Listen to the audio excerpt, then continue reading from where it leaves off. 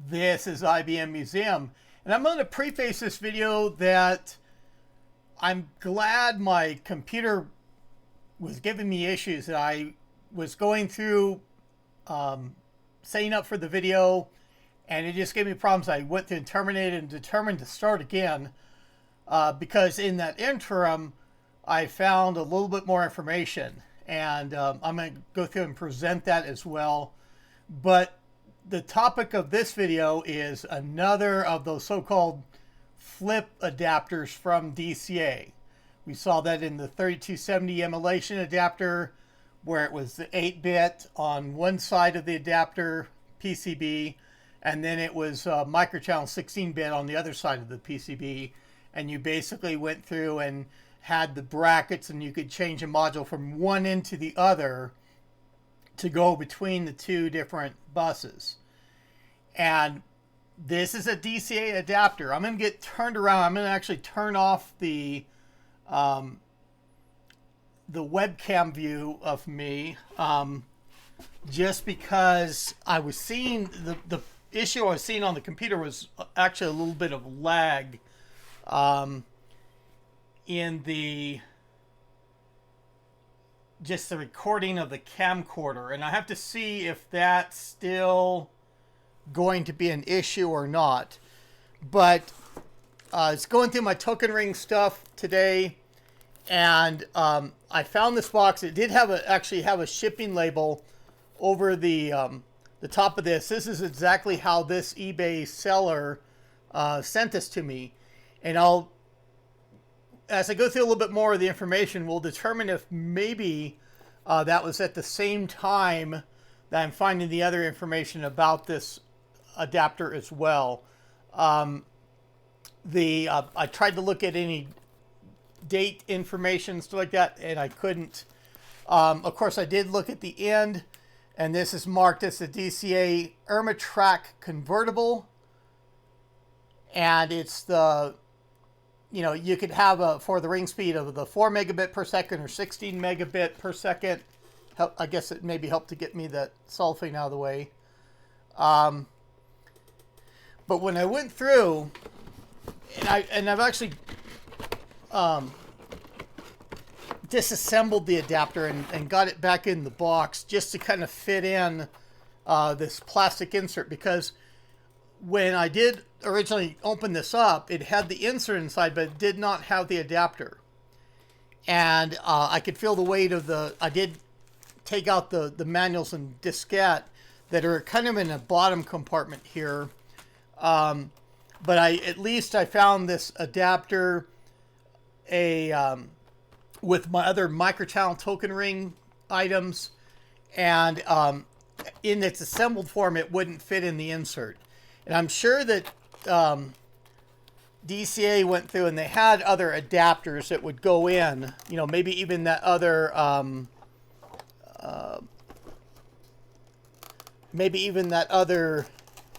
3270 emulation adapter. And I'll leave this disassembled as it is for the purposes. I want to do some pictures of it. I was thinking that there'd be a lot more diagramming that would have to be done on this, but I'm pleasantly surprised in this. And this is the base adapter. Of course, the one thing I didn't do, I could also go through and take off that blue forward piece, and maybe that's makes it fit a little bit better within this insert or something. I mean, this insert's got a lot more room than it is, but this is the base adapter, and you can see the 32-bit microchannel on this one edge, and then it's actually cut for it's notched for the running in a 16-bit microchannel system as well.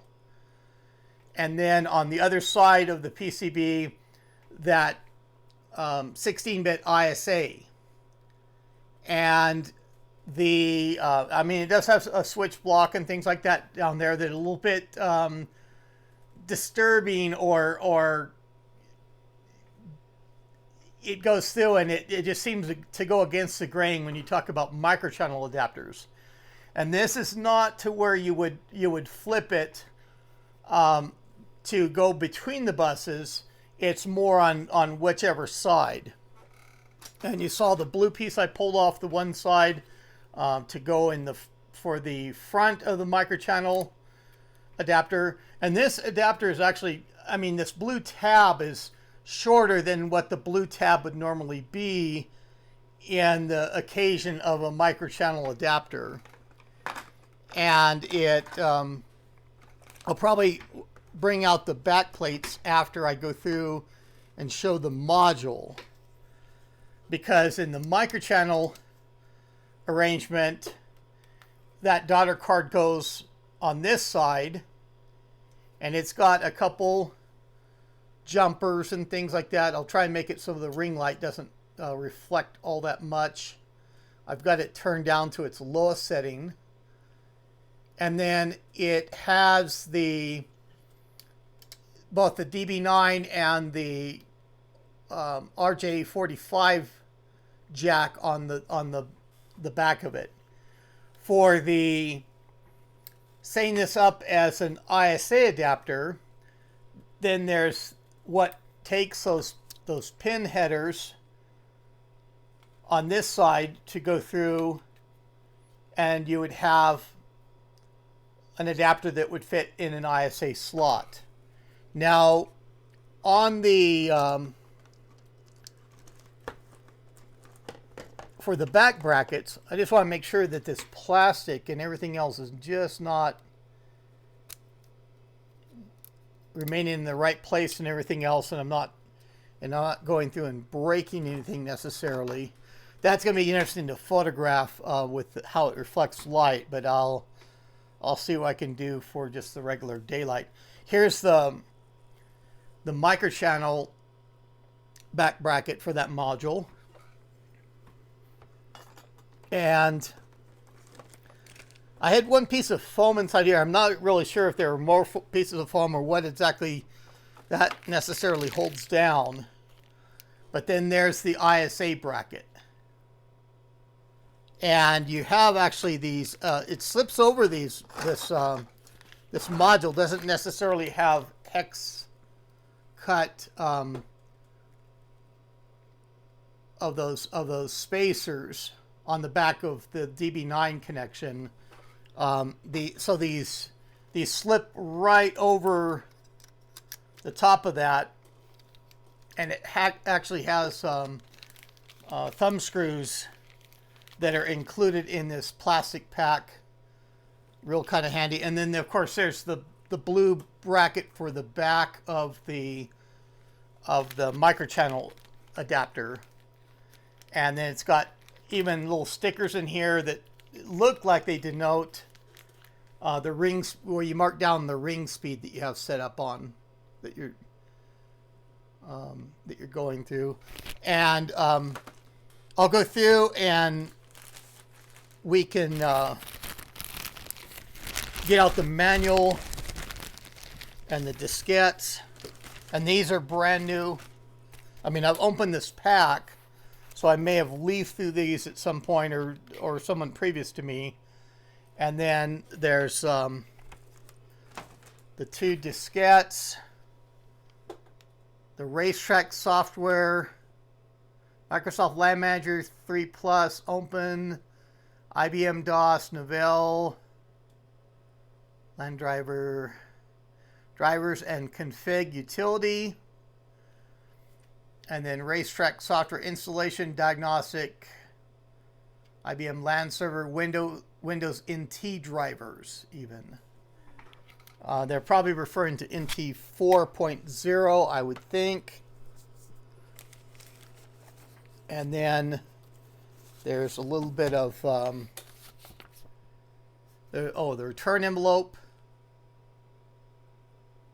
And I don't know the microdyne,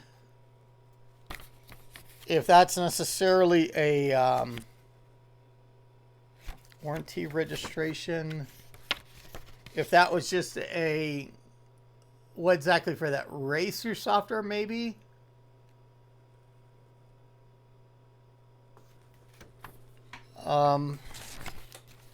There's even the offer of the tech support. And I don't know if this company is still active, and you know, if any of those numbers should be operational at all. And then the there's a warranty information, and they talk about the computer program. So it'd be interesting to figure out of what exactly the microdyne relationship is in there with DCA. And there's the manual. And of course, they're calling that the convertible for the ability to go between the microchannel and 16-bit. Installation guide. And I just want to go through for the installation guide. I mean, there's probably sections for the drivers, but you have the two chapters. You have chapter 2 for installing a IRMAtrac in an ISA system, and installing chapter 3 for installing IRMAtrac in a microchannel system. And so let's get to, there's introducing it. And then they show kind of the layout either way in that introduction section.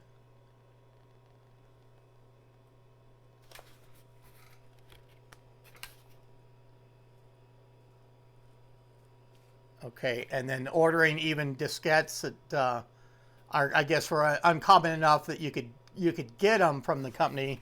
They just weren't included in the package. And have you installed a token ring adapter before?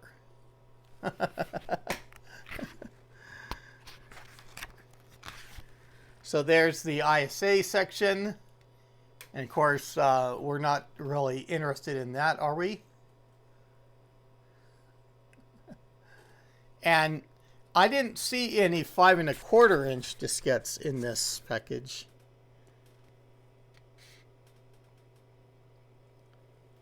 Okay, and it says, note, if your package contains 5 or 30 adapters, your adapters are already assembled with the RIM back plate and thumb screws.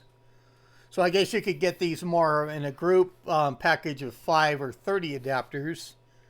Amazing of why those would be selected in numbers for that. They show the module, how to go through and set the switches.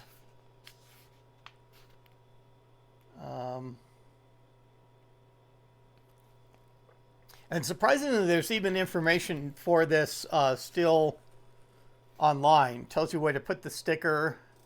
Now, I guess that's why they include 2 stickers. You got microchannel, and then you've got the ISA bus. There's the chapter 3 for microchannel. And going through the same description of setting the jumpers even on that module. Going through and putting the push tabs on either end.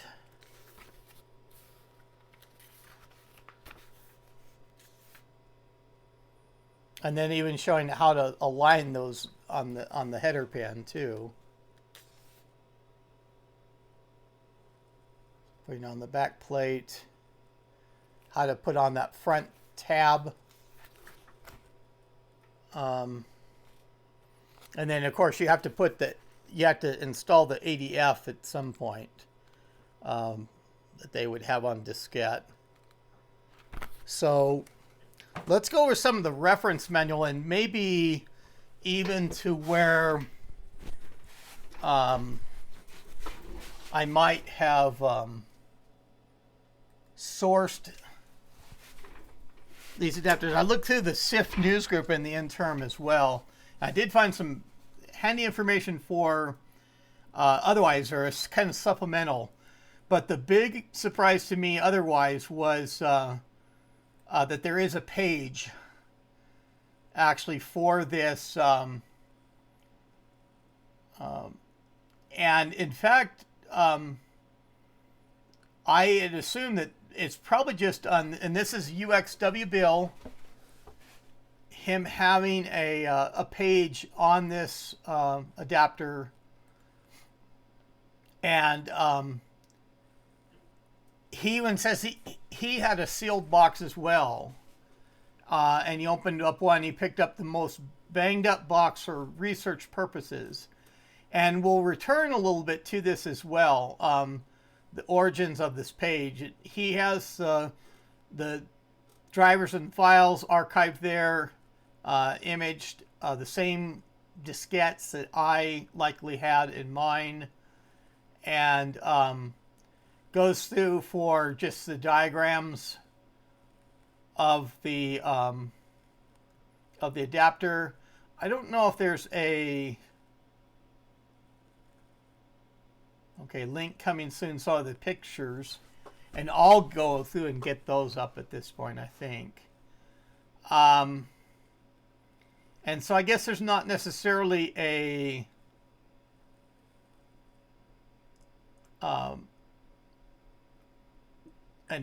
outline or a diagram.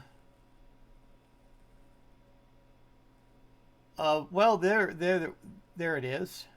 And so he's got a diagram made and everything else. Really, actually, quite nice diagram there. And says he couldn't see any component IDs. And so he's talking about, he's gone through and he's numbered those locations. I would even have to look on the board that I have. That looks like, yeah, what sort of PCB construction is this? It got made in USA on it, but it really does not have any of the identifiers for the chips that are on there. And there's the module. I'll include this link in the description. He even shows the assembled card of kind of where the daughter card lays over the top. And I did have mine, of course, assembled for the microchannel configuration. And he does include a little bit of a note. And it's funny, he even says he has a reply 32, and I've got a reply 32 here. It's a very uncommon microchannel system. So he tried it in that reply 32, and I'll likely go through when I get set up for more for token ring. I can go through and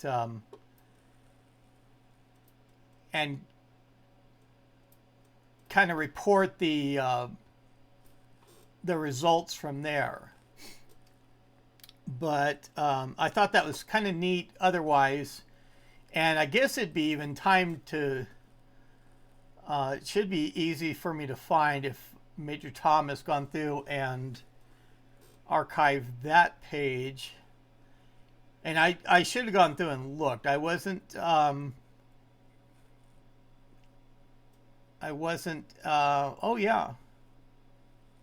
So I can go through, and you saw the original. I can go through and include Major Tom's layout. It's a lot of the same information there, but I sure am kind of glad that I had that pause for digging around for information, for finding those pages. And you can even search yourself for that IRMAtrac keyword.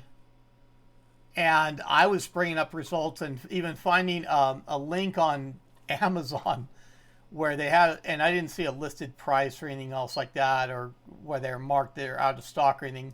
No reviews at all of the card, and they showed the base card. I think in the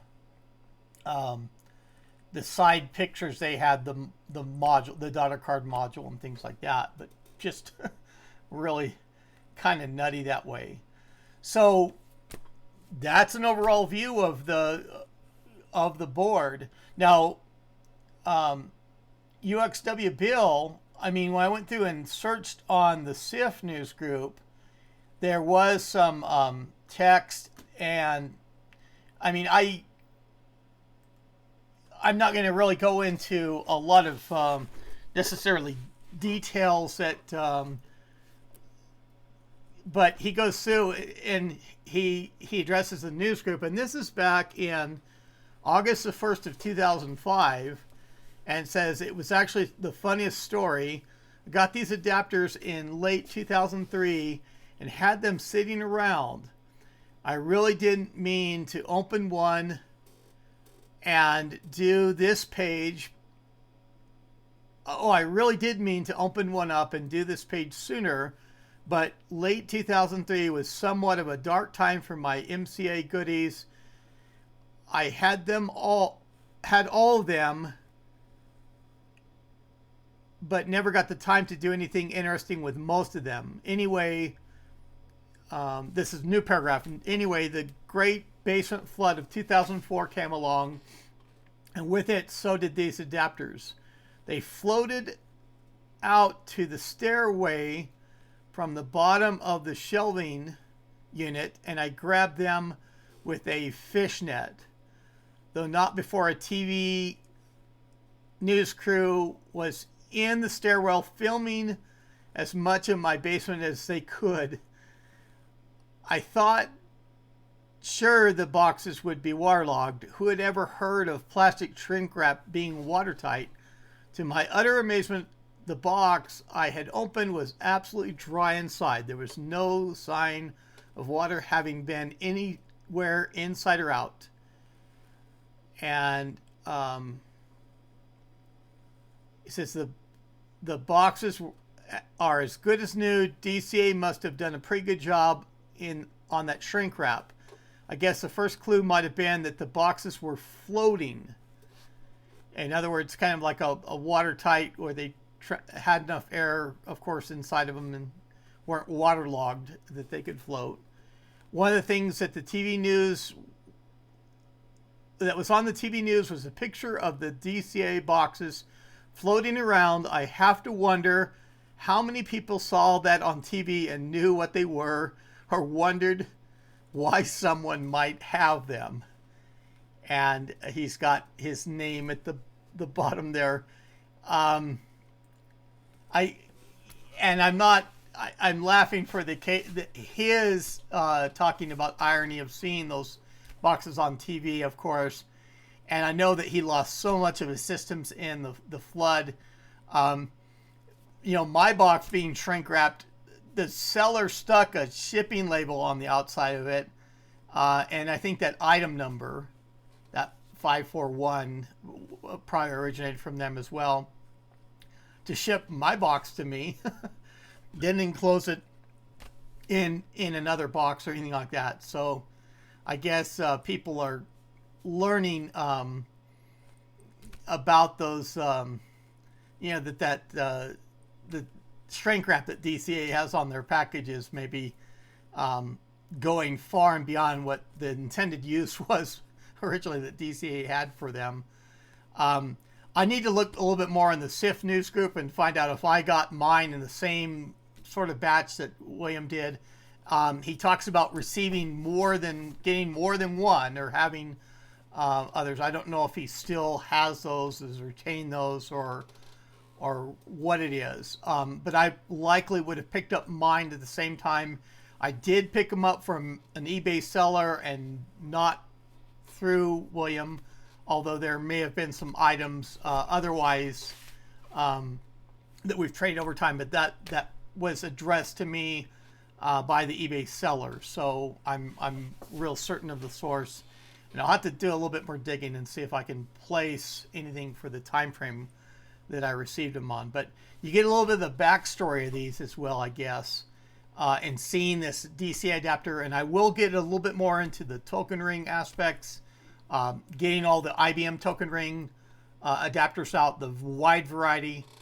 There is also content on the Ardent tool about, and just to get some pictures done and everything else. And that's the one thing that in this case, this adapter, even though it was well documented by William in this case, we didn't have, doesn't appear that we had pictures of it, except for that Amazon listing maybe. But I can get those done, and I shouldn't have to archive the diskettes or anything like that now, because William has already done that. I have my tweener system out again. I'm going to go through and do some EEPROM images. And the one thing probably lacking otherwise that may be good to find eventually is that this does have a, and I have to make sure I hold that right so I don't have the ring light reflection and don't get my image in the way. But it does have a socket ultimately for a boot ROM on there. And it'd be interesting to, you know, sometime to maybe find out what that is. And that it is a ultimately they've got a TI token ring chip on there. That's the TMS 380. And so, I mean, maybe generic enough for the boot ROM, and then that DCA chip. But interesting, Victor 2. Excuse me. So if you enjoyed this content, click on that like button, and by all means subscribe to my channel if you've not done so already. I'll recommend it to your friends that may be interested in this sort of content as well. But that's all I have for now. This is IBM Museum. Thank you.